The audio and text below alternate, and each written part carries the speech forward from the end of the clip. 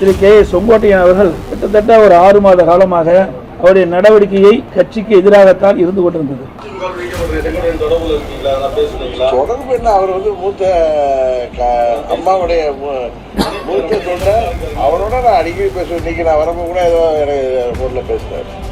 அதுங்களா இப்படிப்பட்டவர்களை எப்படி இந்த இயக்க விசுவாசமா இருக்குன்னு சொல்ல முடியும்?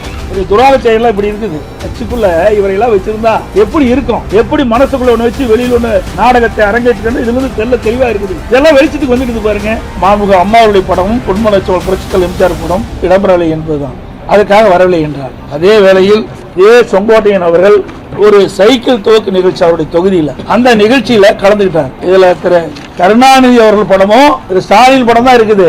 அம்மா படமும் தலைவர் படமும் எங்கே இருக்கின்றது? அப்பொழுதிருந்தே திட்டத்தை வகுக்க ஆரம்பித்து விட்டார். ஆனா உண்மை வெளிவந்து விட்டது. இப்படிப்பட்டவர் தான் திரு செங்கோட்டையன் அவர்கள். இது அனைத்து இந்திய அண்ணா திராவிட முன்னேற்ற கழகத்தினுடைய பொதுக்குழு கூட்டத்தில் சிறப்பு தீர்மானம் நிறைவேற்றப்பட்டது. கழக உடன்பிறப்புகள் யாரும் திரு ஓ பன்னீர்செல்வம் அவர்களுடன் எவ்வித தொடர்பு வைத்துக் கொள்ளக் கூடாது என்று இந்த பொதுக்குழுவில் தீர்மானிக்கப்படுகிறது.